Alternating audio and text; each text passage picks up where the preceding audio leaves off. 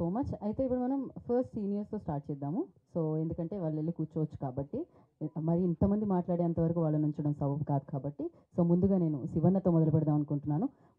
నిన్నటి వరకు మీరు సీనియర్గా కాదు యాక్చువల్లీ, ఇట్స్ లైక్ కొంచెం అలా శివాజీ నుంచి శివన్నగా మారారు ఆయన. చాలు. అందరికీ నమస్కారం. మీడియా మిత్రులకు, పాత్రికేయ సోదరులకు, అలాగే విచ్చేసిన బిగ్ బాస్ కంటెస్టెంట్లు అందరికీ కూడా, సాటి కంటెస్టెంట్ అందరికి కూడా స్వాగతం, సుస్వాగతం. సోహైల్ అన్నీ తానై నడిపిస్తున్నాడు అని అందరూ చెప్తా ఉన్నారు. అంటే బిగ్ బాస్ హౌస్కి వెళ్తే ఇవన్నీ నేర్చుకోవచ్చు. నిజం చెప్తున్నా, ఈ ఏజ్లో అంటే రెస్పాన్సిబిలిటీ. నేను ఎందుకు బిగ్ బాస్ హౌస్ని ప్రేమిస్తానంటే, ఓపిక పట్టడం అలవాటు అవుద్ది. ఇంకా ఓపిక, ఇంకా ఓపిక. సహజంగా వెళ్ళకముందు నేను చాలా అగ్రెసివ్గా ఉండేవాడిని, అందరూ అంటారు. ఎక్కడైనా అన్యాయం జరిగినప్పుడు డెఫినెట్గా అగ్రెసివ్గానే ఉండేవాడిని. కానీ ఇప్పుడు ఆ దృక్పథం కూడా మారిపోయింది. ఇంకా ఓపిక పట్టాలి అంటే, ఓపిక పట్టడం అంటే ఏంటంటే, మనకి లైఫ్లో స్ట్రగుల్స్ వచ్చినప్పుడు ఆవేశపడకుండా, అలాగే పిచ్చి పిచ్చిగా ప్రవర్తించకుండా, మన సహనాన్ని కోల్పోకుండా, మన క్యారెక్టర్ని కోల్పోకుండా ఓపిక పట్టడం అంటే, నువ్వు ఒక ప్రోడక్ట్ చేస్తున్నప్పుడు చాలా హడ్డిల్స్ వస్తాయి. నేను హీరోగా 63 సినిమాలు, 64 సినిమాలు నిన్న లెక్కేసా. 64 సినిమాల్లో నేను దాదాపు 50 సినిమాలకి నాది సోహైల్ చేసిన పనే. ఎందుకంటే ఎలాగైనా నిలబడాలి, ఎలాగైనా సరే నిలబడాల్సిందే. అది వచ్చిన డబ్బులు ఖర్చు పెడతామా, మన దగ్గర ఉన్నది ఖర్చు పెడతామా, లేదంటే అప్పులు తెచ్చి పెడతామా, ఇవన్నీ కూడా ఏంటంటే మనం ఎలాగైనా ఇక్కడ నిలబడాలి అనే తపన. అది వర్కౌట్ అవుద్ది, ఇట్ టేక్స్ టైం. అయినా సరే ఓపిక కావాలి. అందుకే అంటుంది పేషెన్సీ. ఈ ఏజ్లో అది ఎక్కడ అలవాటు అవుద్ది అంటే, బిగ్ బాస్ హౌస్కి వెళ్ళి వచ్చిన తర్వాత అలవాటు అవుద్ది. నిజంగా చెప్తున్నా, ఇదైతే వాస్తవం. బిగ్ బాస్ హౌస్ చాలా నేర్పిస్తుంది జీవితంలో, మనిషికి చాలా చాలా చాలా నేర్పిస్తుంది. నా వయసుకి నేను ఖచ్చితంగా ఓపిక అనేదాన్ని ఇంకో 10 రెట్లు పెంచుకున్నాను. అలాగే నాకు తెలిసి సోహైల్ ఇలా నిలబడి ఓ ప్రొడ్యూసర్కి నిలబడుతున్నాడంటే ఖచ్చితంగా అది అక్కడ నేర్చుకున్నది అని నా అభిప్రాయం. ఇది నామినేషన్ వేసుకుంటే వేసుకో, నాకేం ప్రాబ్లం లేదు. సో ఈ సినిమా నాకు తెలిసి వీళ్ళందరూ కూడా ప్రముఖ నిర్మాత గోపి గారు కానివ్వండి, ఆయన మా ముందు తరం మనిషి. అంటే ముందు తరం అంటే మాకన్నా ముందు వచ్చాడని ఉద్దేశం. ముందు ఫిలిం నగర్లో కాలు పెట్టాడు. అది మా కర్మ కొద్ది, మా అదృష్టం కొద్ది. సో వీళ్ళందరూ కూడా ఇందులో కోనేటి సీన్ కానీ, వీడి ఫ్రెండ్, గోపి ఫ్రెండ్. సో ఇంకా తర్వాత అదిగో వాడు ఉన్నాడు, ఇంకోడు ఉన్నాడు, అదిగో మా వాడు సీను. వీడు చాలా ఇంత చిన్న పిల్లాడు అప్పుడు వచ్చాడు జెమినీ టీవీలో పనిచేసేవాడు. వీడు నేను ముగ్గురం నమ్మండి నమ్మకపోండి, భోజనానికి కావాలంటే మెస్ ఉండేది. మెస్లో 10 రూపాయలు ఇస్తే, 15 రూపాయలు అయితే మేము ముగ్గురు తినేవాళ్ళం ఆఫీస్లో. ఎందుకంటే మాకు ఎవరు లేరు ఇక్కడ. సో ఖచ్చితంగా రూము అదే పరిస్థితి. అక్కడి నుంచి వీడు నిజం చెప్పాలంటే చాలా కష్టపడి ఇంత దూరం వచ్చాడు. చాలా అంటే చాలా.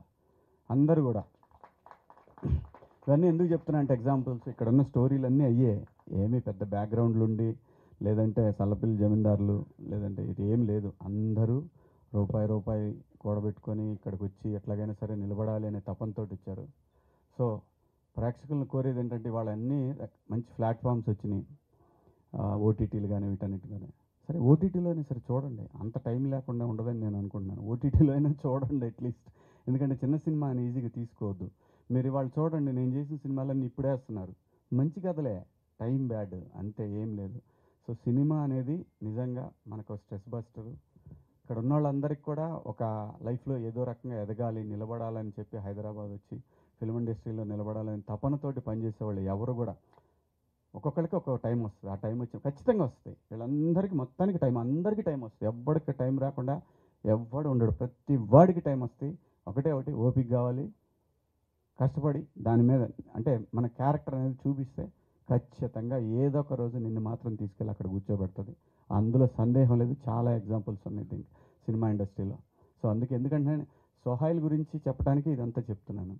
సోహైల్ అనేవాడు నిజంగా తనకు వచ్చినటువంటి అన్ని రెమ్యునరేషన్లు అవి ఇవి ఇంకా కొంతమంది దగ్గర సంతకాలు పెట్టి రిలీజ్కి ఇవన్నీ చేస్తున్నాడు అబ్బాయి. అంటే డెఫినెట్గా ఖచ్చితంగా నిలబడతాడు, ఖచ్చితంగా నిలబడతాడు. సినిమా పట్ల ప్యాషన్ ఉంది, ఎలాగైనా నిలబడాలనే కసి ఉంది. కాబట్టి ప్లీజ్ తనకి మీరందరూ కూడా సపోర్ట్ చేస్తారని ఆశిస్తూ, ముఖ్యంగా మీడియా మిత్రులకు అలాగే సోషల్ మీడియా సమూహానికి అందరికి కూడా రిక్వెస్ట్ చేసేది ఏంటంటే ప్లీజ్ చిన్న సినిమాని బతికించండి, ఎదుగుతున్న ఆర్టిస్టులను నిలబెట్టండి.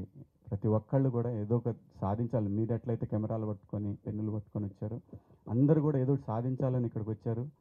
ఈ సినిమాకి పనిచేసిన ఆర్టిస్టులు కానివ్వండి, ప్రతి ఒక్కళ్ళు కూడా ప్రొడ్యూసర్ భాష పాపం ఊరికి చిన్న సంచి తీసుకొని వచ్చాడు. వీడికి చిన్న సంచి తీసుకొని, సార్ మనం సినిమా తీద్దామని వచ్చినాం సార్ అన్నాడు. అమ్మా దొరికిండ్రా గోపిగాడికి అనుకున్నా. గోపి దగ్గరికి వస్తారు అందరూ. మరి కంప్లీట్ చేశాడు కదా, కొంచెం స్ట్రగుల్స్ హడ్డిల్స్ ఉంటాయి, కానీ సినిమా తీస్తాడు, బయట వేస్తాడు. అంటే సో భాషాబాయి కూడా పాపం దాదాపు ఇంతకుముందు కొంచెం ఇంత ఉండేది, అది మొత్తం ఈ లెవెల్కి వచ్చింది. రిలీజ్ నాటికి ఏ లెవెల్కి వెళ్ళుద్దో తెలియదు, అది వెళ్ళిద్ది, కానీ ఖచ్చితంగా నిలబడతాడు. నేను ఎందుకనంటే గోపి దగ్గర ఉన్న గుణం అంటే స్క్రిప్ట్ కరెక్ట్గా పట్టుకుంటాడు. అదైతే నిజం. డబ్బులు పట్టుకోపోయినా కానీ స్క్రిప్ట్ మాత్రం పక్కాగా పట్టుకుంటాడు, సందేహం లేదు. స్క్రిప్ట్ జడ్జిమెంట్ మాత్రం తన దగ్గర ఉంది. నాకు తెలిసి వేళ్ల మీద లెక్క పెడితే 2-3 సినిమాలు మిస్ అయినాయేమో, కానీ వాడు చేసిన ఏ సినిమా కూడా ఇంతవరకు మిస్ అవ్వలేదు. ఒక్కడికి దారుణంగా మిస్ అయింది ఏంటంటే నాకే. అది చెప్పుకోకూడదు, దాన్ని వదిలేయండి, ఎందుకు నీ మధ్య కూడా దొరికాను సరే కానివ్వండి, ఎక్కడ పోతాడు. సో ఇలా అందరూ కూడా కష్టపడి ఎదుగుతున్న వాళ్ళు దయచేసి ప్రతి ఒక్కళ్ళు కూడా సపోర్ట్ చేయండి. ముఖ్యంగా సోహైల్కి నాకు సినిమా మనోడు మొత్తం ఎత్తుకున్నాడు అని తెలిసిన తర్వాత నిజంగా నేను చాలా టెన్షన్ పడుతున్నా, నిజంగా టెన్షన్ పడుతున్నాను. నాకు తెలుసు ఆ బాధ ఎలా ఉంటుందో. ఇదే ప్రసాద్ ల్యాబులకు వచ్చి ఎన్ని సినిమాల దగ్గర నిలబడ్డానో, ఇదే ప్రసాద్ ల్యాబులో, ఇదే రామానాయుడు కలర్ ల్యాబుల్లో, ఇదే రామోజీ ఫిలిం సిటీలో నైట్ పడుకొని బాక్స్ తీసుకొని వచ్చిన రోజులు ఉన్నాయి. నేను ప్రింట్ తీసుకొని థియేటర్లో వదిలేసి వెళ్ళిన రోజులు ఉన్నాయి. 10 గంటల 45 నిమిషాలకి ఆ వచ్చే ఆటో వాడిని పోయేవాడిని ప్రతి వాడిని తిట్టుకుంటా వచ్చి థియేటర్లో వెంకటేశ్వర థియేటర్లో పడేసిన రోజులు ఉన్నాయి. సినిమాలు అది అంత కష్టం ఉంది దీని వెనకాల. సోహైల్ని తలుచుకుంటే నాకు నిజంగానే ఆ కన్సర్న్ ఉంది. ఖచ్చితంగా ఈ అబ్బాయి నిలబడతాడు, ఏమన్నా కానీ నిలబడతాడు, నిలబడే కసి ఉంది ఆ అబ్బాయి దగ్గర. అలాగే భాషాబాయి పొట్ట ఇలా ఉంటూ నేను చూడలేను, ఇంకొంచెం పెంచాలి మీరు అందరూ కూడా. ఎట్టి పరిస్థితుల్లో కూడా మా భీమ్స్ మ్యూజిక్ గురించి మీ అందరికీ నేను కొత్తగా చెప్పేదే ఉంది. నేను యాక్చువల్గా నేను బిగ్ బాస్ హౌస్కి వెళ్ళే ముందే భీమ్స్ నేను బుక్ చేశాను. తన మ్యూజిక్ డైరెక్టర్గా నేను బుక్ చేసుకున్న తన్ని. సో ఇప్పుడు వచ్చిన తర్వాత కొంచెం సార్ మనది కొంచెం అని అన్నాడు వాళ్ళ మేనేజర్ మొన్న ఫోన్ చేసి. ఓ ఆగు.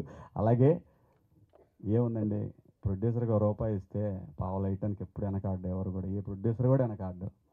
సో ఈ సినిమా సూపర్ డూపర్ హిట్ అయ్యి భాషాబాయి చూస్తే అది గెలిచాడు, పొట్ట పైకి లెగవాలి. నేను అదే చూస్తాను, ఇంకేం చూడను. గెలిచాడు అనేది మీరందరూ గెలిపించాలి. అలాగే సోహైల్ కానివ్వండి, ఇందులో పనిచేసిన ప్రతి ఆర్టిస్ట్, ప్రతి టెక్నీషియన్కి అందరికి కూడా పేరు పేరున ఆల్ ది బెస్ట్. మీ అందరికి కూడా ధన్యవాదాలు. Thank you Shivanna, thank you.